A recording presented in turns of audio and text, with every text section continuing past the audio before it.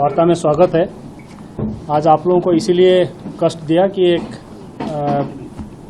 Sub inspector platoon commander का examination 2021 था, जो कई दिनों से विभिन्न कारणों से अपने सुर्खियों में थी।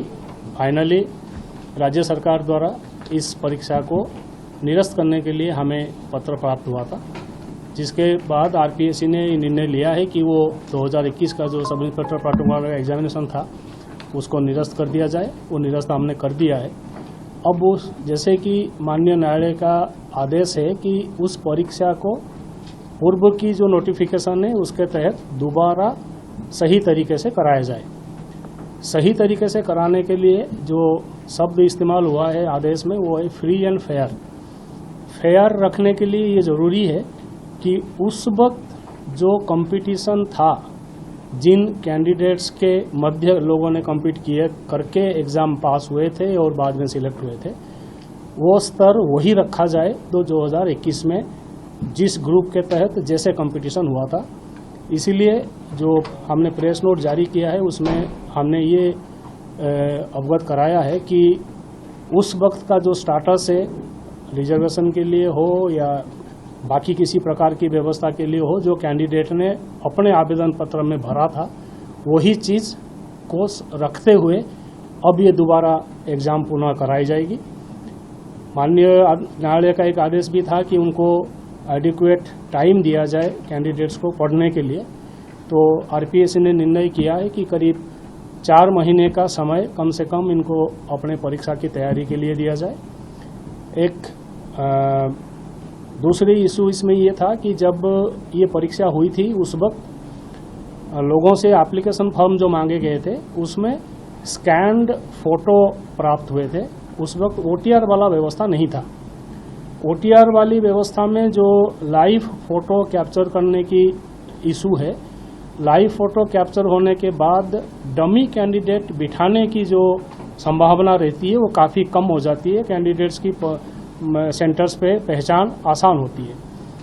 चूँकि पूर्व परीक्षा में लाइव फोटो का सिस्टम नहीं था, हमने इस परीक्षा में परीक्षा की सूचिता बनाए रखने के लिए ये कैंडिडेट्स को कहा है कि आप अपने ओटीआर में लाइव फोटो उपलब्ध करवाएं। अगर उनके पास पहले से है, ऑलरेडी अपडेटेड है तो कोई दिक्कत नहीं है तो उनको किस तरीके से वो कर पाएंगे वो हमने अपनी वेबसाइट पे वो प्रक्रिया भी उनको लिए उपलब्ध कराई है कि आप किस हिसाब से लाइव फोटो उपलब्ध कराएंगे।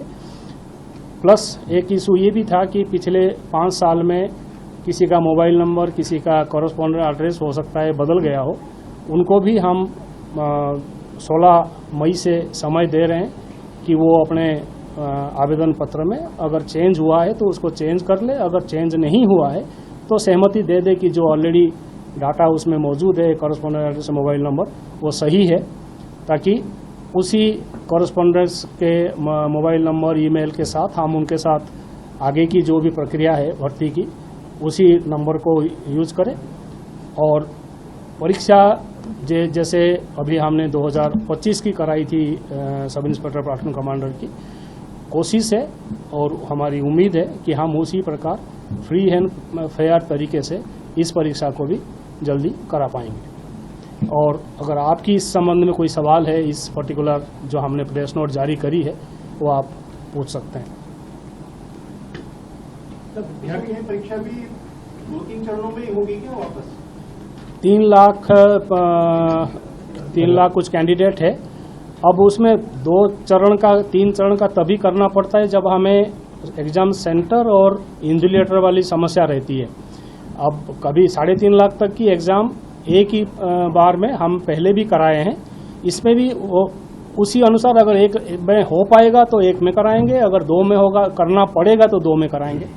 आवेदनों पर निर्भर रहेगा। मतलब टोटल कैंडिडेट्स जितने हैं उतने मैनेज हो सकता है एक में, बट वो डिपेंड करेगा एग्ज़ाम सेंटर कितने मिल रहे हैं, कहाँ मिल रहे हैं। जैसे ये जो परीक्षा कैंसिल हुआ है उसमें अगर आपने माननीय न्यायालय का आदेश पढ़े होंगे तो उसमें एग्ज़ाम सेंटर के बारे में, इन्विजिलेटर के बारे में भी कुछ टिप्पणियाँ मौजूद है जो किस प्रकार के व्यवस्था होनी चाहिए और आरपीएससी ने किस प्रकार की व्यवस्था किया था उसको इंडिकेट करता है। तो उसको भी ध्यान में रखते हुए जैसे संभव होगा उस हिसाब से करेंगे। सर, संशोधन की प्रक्रिया क्या रहेगी और अगर इसमें नए लोगों ने आवेदन कर दिया तो उसको किस तरह से रजिस्टर किया जाएगा? नहीं, एप्लीकेशन नंबर तो पुरानी वाली जो एप्लीकेशन नंबर है वही रहेगा। तो नए आवेदन कोई कर देता है तो वो तो एडिशन तो होगा नहीं। और जो ये कैंडिडेट ऑलरेडी अपने पास है 3,83,097, अब इन कैंडिडेट्स के हमारे पास ऑलरेडी एप्लीकेशन फॉर्म है और उसी में ही चेंज करने की हम उन्हीं को सुविधा दे रहे हैं। दूसरा कोई नया इसमें आएगा तो फिर तो कंपटीशन बदल जाएगी, चेंज हो जाएगी। SSO ID जो रहेगी, अगर किसी ने चेंज कर ली हो या उसी SSO ID से नहीं, वो एक्चुअली वो हमने हो सकता है कि एक तो पुरानी SSO ID मौजूद है, उसी में उन्होंने अप्लाई पहले भी किया था, उनका OTR के SSO ID भी वही है और उनकी OTR में KYC भी अपडेटेड है। एक स्थिति तो वो है। दूसरा स्थिति ये है कि ID तो SSO सेम है लेकिन KYC अपडेटेड नहीं है। थर्ड स्थिति ये है कि SSO ID भी बदल गई है लेकिन दूसरे SSO ID से KYC अपडेटेड है। वो हम टोटल प्रक्रिया कैंडिडेट्स के लिए वेबसाइट पे दे रहे हैं, उनको उसी अनुसार फॉलो करना है। जिसको जो कंडीशन है उसी अनुसार उसको आवेदन को चेंज करना है, आवेदन में डाटा चेंज करना है।